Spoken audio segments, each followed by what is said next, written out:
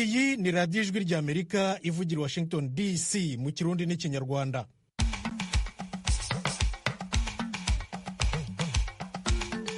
Nshuti banywanyi mwabonye bucya, mu Rwanda muratwumvira kuri FM 104.3 na FM 93.3. Mu Burundi turi ku mirongo migufi metero 25, 31 na 41. Abacuruzi bo mu mujyi wa Uvira muri Repubulika ya Demokarasi ya Kongo baraye bakoze imyigaragambyo yo gusaba kuvanirwaho umusoro ku nyongeragaciro TVA mu magambo magufi. Sanga afise nk'aka gafuko kimwe kifu boxes 3 z'amazi bakotubwira amafaranga tudashobora kuriha kabisa. Ivyo bintu biratuneje muri iyo misi nari ngeze ngo ahubwo ntahe mu rugo n'icari tukaraba ko twoja mu ibarabara ngo twibe bikatu. Uyu numwe muri abo bacuruzi ba Uvira bibumbiye mu rugaga rw'ibigo by'ubucuruzi. Ubwongereza buzatwara abimukira ba mbere ku itariki ya 24 y'ukwezi gutaha mu Rwanda. Mu Burundi leta yafunze ibiro by'abacuruza amafaranga mvamahanga bikorera ku giti cyabo. Naho hano muri Leta Zunze Ubumwe za Amerika, umuhungu wa President Joe Biden, Hunter Biden, yarayatangiye kuburana ibyaha byo kugura no gutunga imbunda atabifitiye uburenganzira bwemewe n'amategeko. Amakuru arambuye ni mu kanya gato cyane, turahera kuyo hirya no hino ku isi na Diane Ninazwe. Ikaze, muri kumwe na Thomas Kamirindi.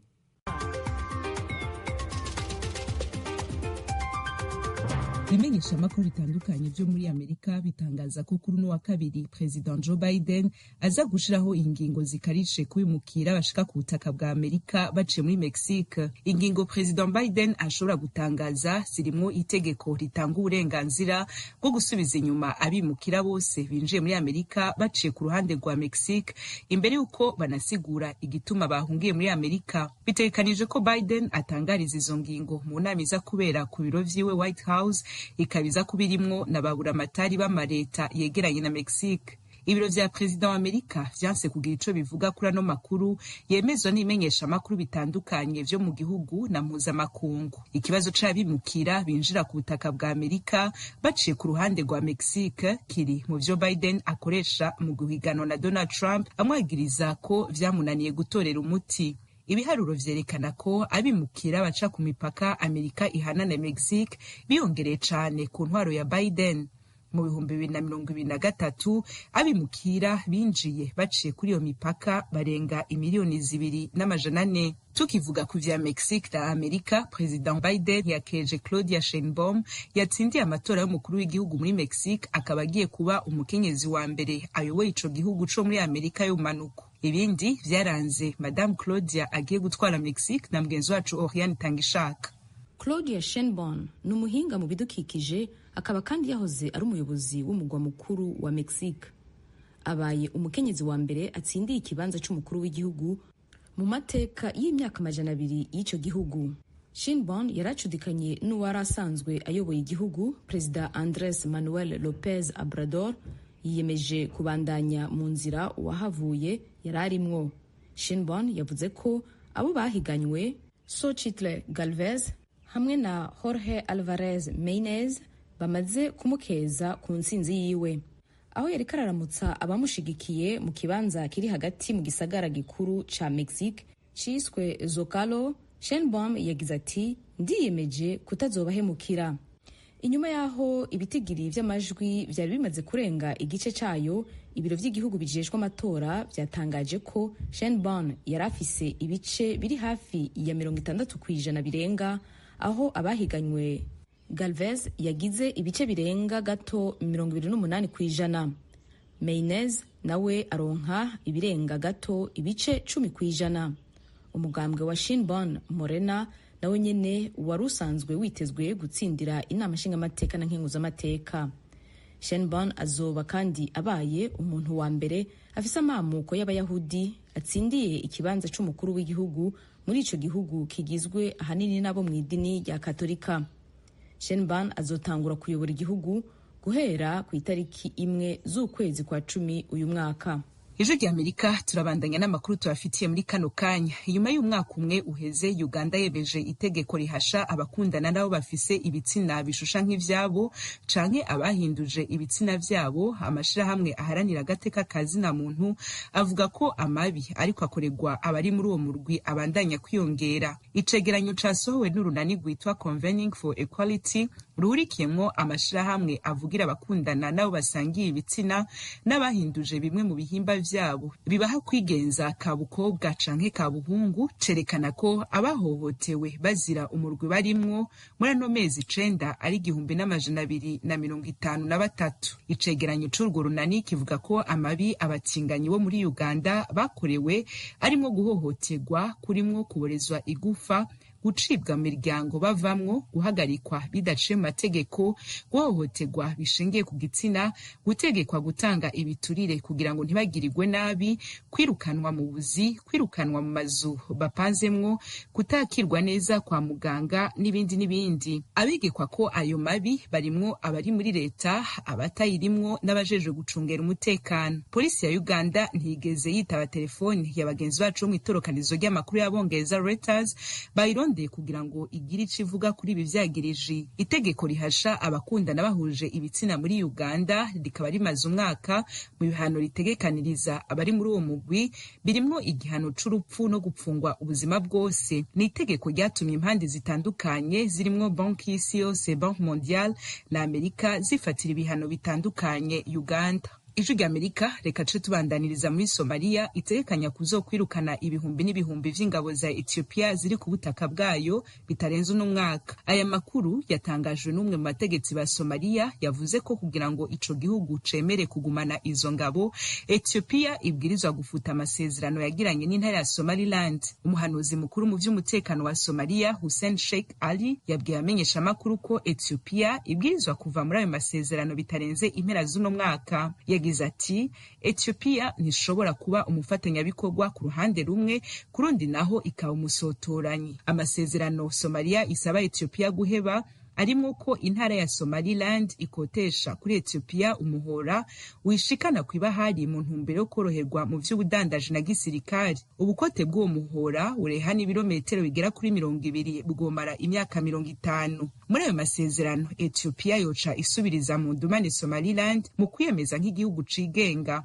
Ethiopia ifata Somaliland nk'intara yayo bwite, eka n'amakungu nukabibona kuko atagihugu na kimwe kirayemeza nk'igihugu kuva igihe yiyonkora kuri Somalia hari mu 1991. Abahinga mu vy'umutekano n'abadiplomate bakaba bavuze ko ari nkamwe Somalia yo kwirukana ingabo zose za Ethiopia nk'uko ibikangisha intagondwa za Al-Shabaab zoba ziboneye inzira yo guhungabanya umutekano w'ico gihugu vyoroshe, kuko ingabo za Somalia zitoshobora kuzuza inshingano zahora mu minwe y'ingabo za Ethiopia mu vyo kurinda umutekano. Muri Somalia, Ethiopia ihafise n'imiburiburi ingabo 3,000 zarungitswe muri ico gihugu biciye mu ishami ry'umuryango w'ubumwe bwa Afrika. Izarungitswe biciye mu masezerano Somalia yagiranye na Ethiopia nazo ziharugwa hagati y'5,000 n'ibihumbi 7. Ethiopia kugera ino saha nacirashima kwishura imenyesha makuru bitandukanye vyarondeye inzego zirimo izivugira leta y'ico gihugu n'izishinzwe umutekano.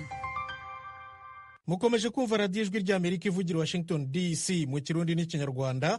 Turi no kuri YouTube na Facebook VOA Radio yacu.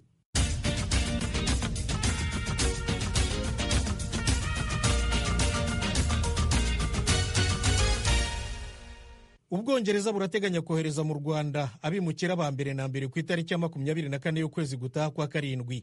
Diane Ninenahazwe yaduteguriye inkuru. Edward Brown aburanira leta y'Ubwongereza muri no dossier yavuze ko ubushikiranganje bw'intwaro yo hagati mu Bwongereza aribwo bwatangaje ayo matariki mashasha. Charlotte Kilroy aburanira uruhande rw'impunzi zishobora kurungikwa mu Rwanda nawe yavuze ko batunguwe n'igenekerezo rishasha ry'igihe abimukira bashobora kurungikwa mu Rwanda, agira ati iyi nkuru ni shasha kuri twebwe. Kurundi ruhande umucamanza Martin Chamberlain we yavuze ko bigoye kumenya yuko iyi tariki nshasha ari ntabanduka.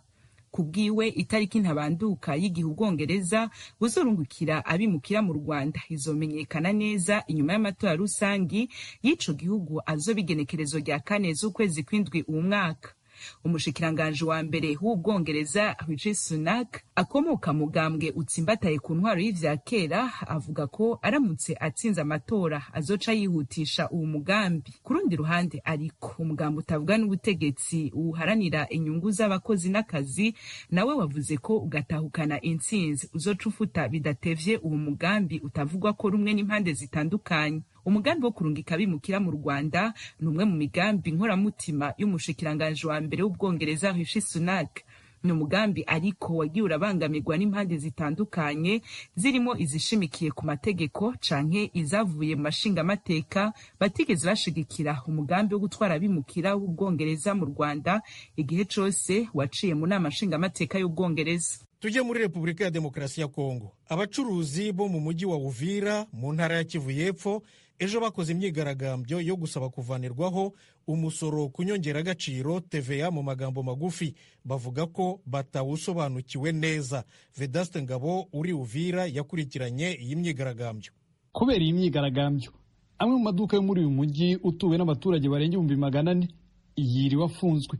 Abagize societe civile ndetse n'urugaga rw'abacuruzi biriwe bicaye imbere hakorera ikigo cy'igihugu gishinzwe imisoro kiri ahitwa Kimanga. Bamwe muri bo bari bafite ibyapa bivuga yuko badashaka umusoro nyongeragaciro, abandi nabo bari bafite impapuro zisaba ko abayobozi bashinzwe ikigo gishinzwe imisoro muri Uvira na Kavimvira birukanwa. Jean Pierre Zembezembe ni umuvugizi w'urugaga rw'abacuruzi muri Uvira imbere y'abandi bacuruzi bari mu myigaragambyo. Yatangarije itangazamakuru ko impamvu bakoze imyigaragambyo ari uko ikigo cy'imisoro kibategeka kwishura umusoro nyongeragaciro ku byo bacuruza mu gihe akarere kabo kari mu bihe bidasanzwe by'imyuzure. Tumekuja kwa sababu ya kuomba haki yetu. Twaje gusaba uburenganzira bwacu. Twabonye ko abayobozi babiri b'ibigo by'imisoro bajya batwiba cyane. Batuzamuriye umusoro nyongeragaciro ibice 16% mu biciro by'ibintu byose tuguze. Abaturage nibo bizagiraho ingaruka. Ibi byose twabyanze kuko abaturage bacu bari hasi bafite ubushobozi buke. Twahuye n'imyuzuri, amazi yarazamutse, umuhanda uri kubakwa, amazu yarasenyutse.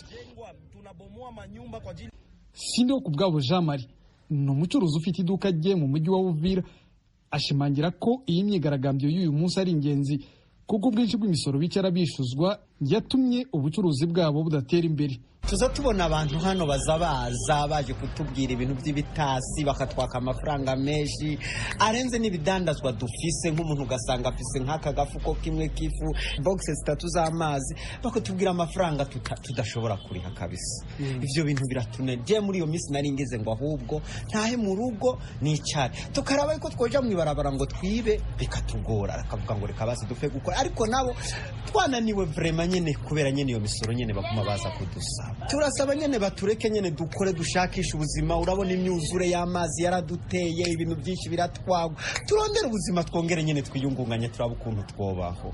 Ndingari Matabishi ni umucuruzi ufite amaduka, amakamyo ndetse n'amahoteli mu mujyi wa Uvira, nawe ari mu bari mu myigaragambyo. Yemeza yuko batangazwa n'uburyo bishuzwa uyu musoro nyongeragaciro mu gihe utundi turere 8 tugize intara ya Kivu y'Epfo tutishizwe umusoro. Hii taxe ya TVA inakuya tu ni Uvira, inikema Uvira, na mwenye anaileta hapa ni huyu chef de centre. Uyu musoro nyongeragaciro uje gusa muri Uvira kandi mu zindi zone 8 nta TVA, kandi uwayizanye ni chef wa centre.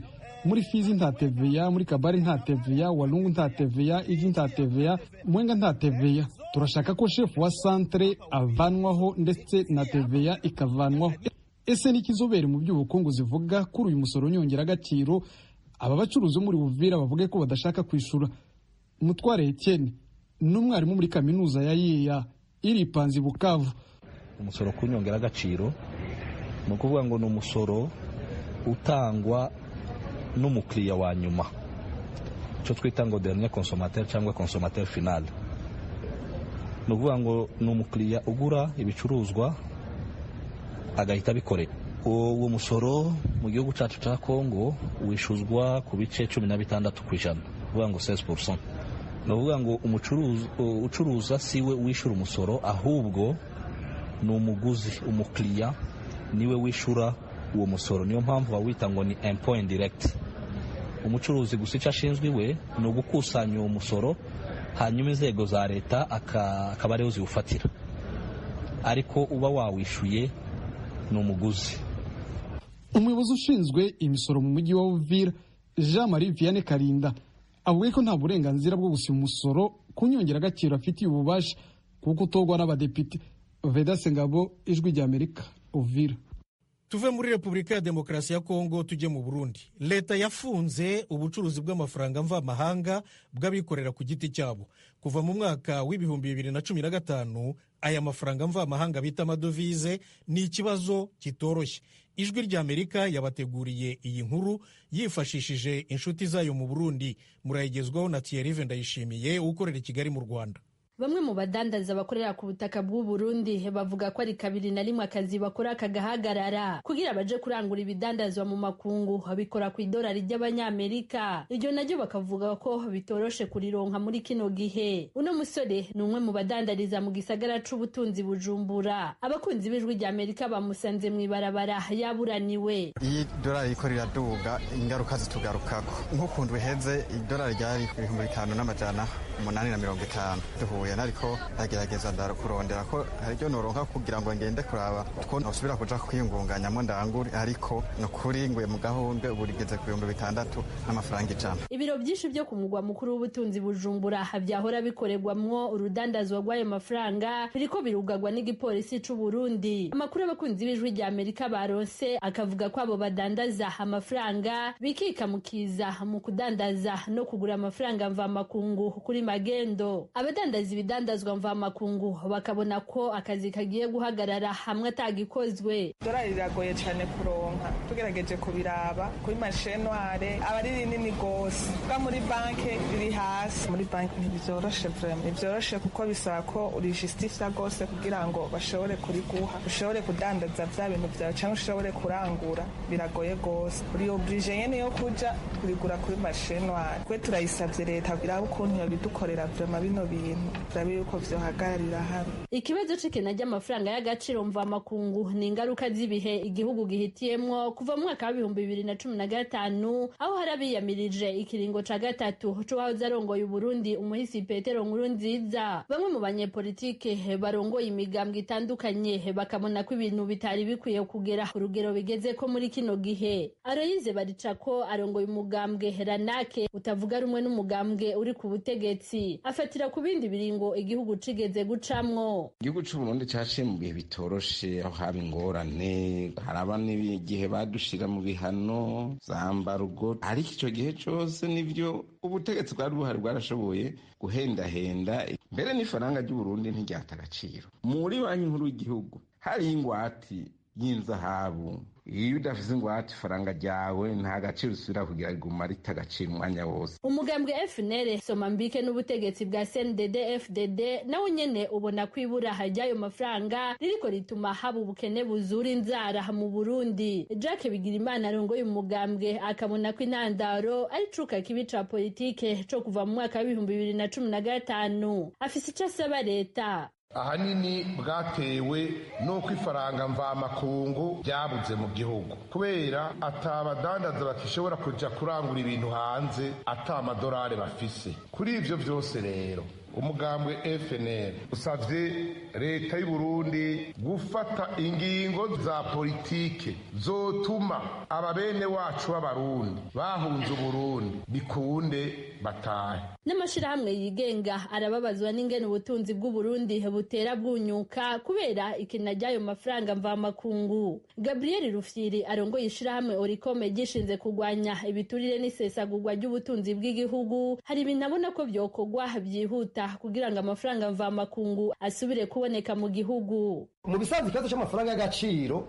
ni kimwe mu bibazo byinshi cyane, mugabo nico kiza imbere. Rero inyisho tubona zihuta ubu uya nuko botunganya inama rukokoma y'abarundi n'abanyamahanga takumbe twagira mu mwaka wa 2012 byarakozwe kandi mwarose ko karusa amafaranga mu maguru mashasha. ivyo rero nibaza ko ari ikintu gikomeye cyane cihuta. Kubona imigenderanire hagati y'u Burundi n'umuryango w'ibihugu bya Buraya itarasubira kumera neza haraheze igihe kirekire biratera amakenga abahinga mu bijanye n'imigenderanire. Umwe muri abo bahinga asanzwe ari n'umwigisha wa kaminuza Guillaume Ndayikengurukiye akabona ko leta y'u Burundi ikwiye korosha kugira ngo ibiganiro irimwo n'abayifasha birangire ibigega by'igihugu bibomboke. Ivyo biyago bagira bimaze kuba inshuro zirenga 3 kuva mu 2020 ariko haguma havugwa ya majambo nyene. Uno munsi icihuta uravye ubuzima igihugu kigezemo nuko turengera urwego rwo kuvuga amajambo ivyo no kwita ama principe hanyuma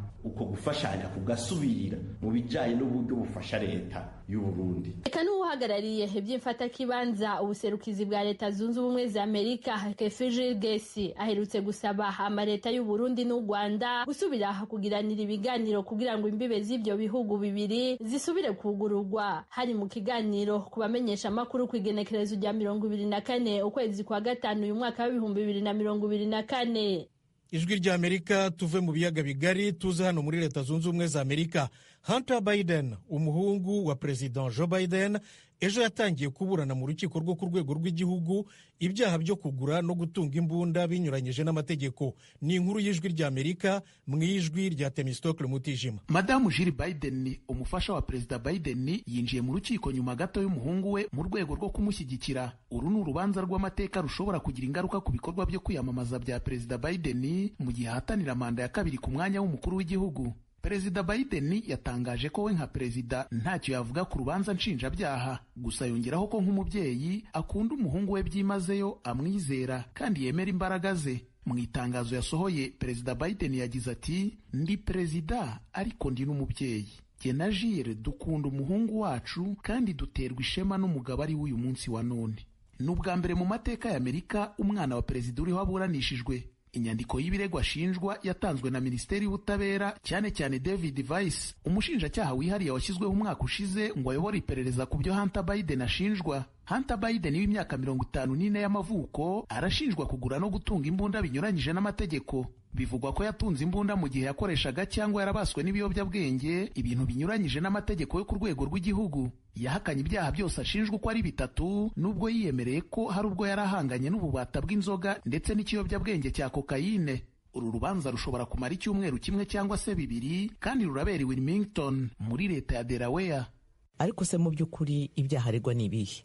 Ibyaha 2 bya mbere mu nyandiko y'ikirego igizwe n'ibyaha 3 bifatiye ku kugura imbunda ubwabyo. Iyo umuntu agura imbunda agomba kuzuza inyandiko zabugenewe zo mu biro bishinzwe igenzura ku mikoreshereze y'inzoga, itabi, imbunda n'ibindi biturika. Muri izo nyandiko niho yemeza ko yemerewe kugura intwaro. Bikavugwa rero ko Hunter Biden yaba yarabeshye ku makuru yujuje muri izo nyandiko. Mu bibazo abasabwa gusubiza harimo niba yarigeze gukatirwa ku cyaha gikomeye, niba asatuye mu gihugu byemewe n'amategeko. Ariko icy'ingenzi kuri uru rubanza ni ikibaza niba waba ukoresha binyuranyije n'amategeko cyangwa warabaswe n'ibiyobyabwenge. Aha Hunter Biden akaba yarasubije oya. Icyaha cya gatatu cyerekeranye no gutunga imbunda. Ubusanzwe birabujijwe mu mategeko yo ku rwego rw'igihugu gutunga imbunda mu gihe ukoresha ibiyobyabwenge. Nk'uko bikubiye mu nyandiko y'ikirego n'izindi nyandiko z'urukiko ziheruka gushyirwa habona, Hunter Biden yatunze imbunda iminsi 11 mu kwa 10 2018. Ni mbere y'uko umukunzi we ayijugunya mu gisanduku cy'imyanda kuko yari atewe impungenge n'ubuzima bwe bwo mu mutwe. None abatangabuhamya muri uru rubanza ni bande? Abashinjacyaha bavuze ko bateganya guhamagaza abatangabuhamya bashinja babarirwa muri 10.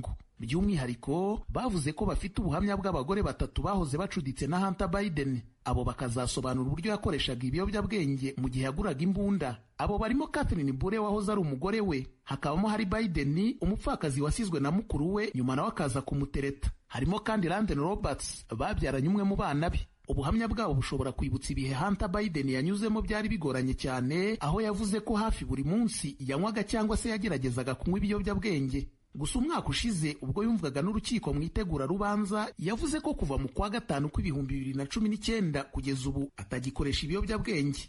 Abashinjacyaha muri uru rubanza bo ni bande? Ikirego cyatanzwe n'umushinjacyaha Weiss wahoze ari umushinjacyaha wa leta ya Delaware washyizweho na Donald Trump ubwo yari perezida. Umwaka ushize Minisitiri w'Ubutabera Merrick Garland yazamuye Weiss amugira umushinjacyaha udasanzwe. Ni nyuma y'aho ubwumvikane bwo kwemera icyaha hagati y'ubushinjacyaha na Hunter Biden bwanze. Abunganira Hunter Biden bavuze ko Vice yatanze inyandiko y'ikirego agamburujwe n'igitutu cy'abadepite b'abarepublikani ndetse na Trump ubwe. Uyu mushinjacyaha ariko ibyo yabyamaganiye kure, abigereranya n'igitekerezo cy'amakabya nkuru cyakwandikwamo filimi.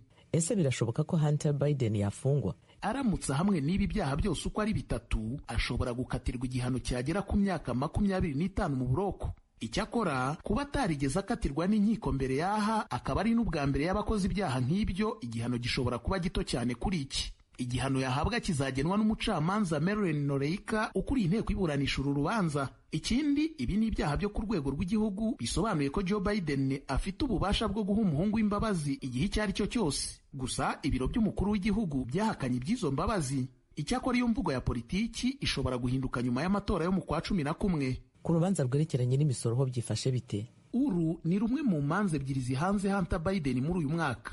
Urubanza rwa kabiri rutegerejwe mu kwa 9 i Los Angeles, kandi rwerekeranye n'imikoreshereze mibi y'imari ya Hunter Biden. Yahakanye kunyereza imisoro, gutanga amakuru atari yo ku misoro, ndetse no kutamenyekanishiriza imisoro ku gihe. Mbere izi manza zombi zari zashyizwe muri uku kwezi kwa 6, ariko Hunter Biden yaje gusaba umucamanza wa leta ya California yemera gusubika uru rw'imisoro. Gusa itariki y'uru rubanza mu kwa 9 izahurirana n'iminsi ya nyuma y'ibikorwa byo kwiyamamaza mu matora y'umukuru w'igihugu.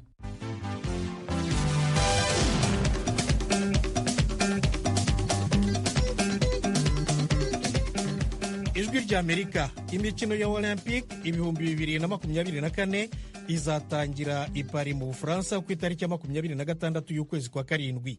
Umunyarwanda Jean de Dieu Mukundi Ukuri utuye muri Canada yatoranyijwe hamwe n'abandi basifuzi 15 baturuka ku isi yose bavore yo ku mucanga. Araganira na Team Ishimwe. Ni ikintu gikomeye cyane muri kariyeri y'umusifuzi, kuko wenda icyo nabibutsa nuko imikino Olympique by'umwihariko muri beach volleyball ndetse n'izindi siporo ziba zihari, ariko wenda nje muri beach volleyball uko ariwo mukino wanjye, ni rwo rwego rukuru cyangwa se ni rwo rwego rwa nyuma rubaho rukomeye mu bijyanye n'imisifurire ndetse n'imikinire ya beach volleyball. Ni ukuvuga ngo iyo wageze kuri urwo rwego uba wagize amahirwe yo kugera ku rwego rwisumbuye rwa nyuma rujyanye n'umukino wawe. Ni ikintu gikomeye cyane rero, kuko usanga ubundi ubu tuba turi abasifuzi 16 ku isi. Kuba rero umusifuzi w'umunyarwanda w'umunyafurika kuba bagiye kubona bwa mbere umusifuzi w'umwirabura ubasha kugera ku rwego rwo gusifura imikino Olympique, ni ishema rikomeye cyane, yaba kuri njyewe nk'umusifuzi nka Jean de Dieu, yaba ku muryango wanjye, famiye yanjye, ariko by'umwihariko ni n'ishema ku gihugu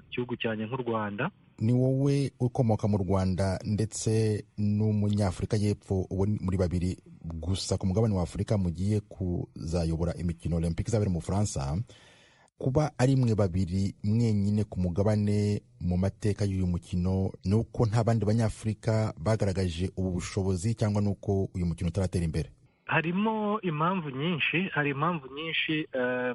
Icya mbere nuko abo basifuzi baba batoranyijwe aba ari muri bamwe bafite ububasha cyangwa se urwego nk'uko nabikubwiye rwo kuba basifura kuri icyo cyiciro, kuko ntabwo ari itegeko ko buri mugabane uba ufite umusifuzi ugomba kuwuhagararira. Yego hari ibiba byaragenewe buri mugabane, ariko iyo hari abasifuzi batageze kuri urwo rwego ntabwo bashobora kukugirira icyizere cyo kujya gusifura iyo mikino. Ariko muri rusange nangarutse ku kibazo warumbajije, usanga ni ibintu nka bibiri binini. Icya mbere, umukino wa beach volleyball muri Afurika ntabwo uteye imbere cyane, wenda nk'i Burayi, nko muri Amerika, nko muri Canada, Australia n'ibindi bihugu.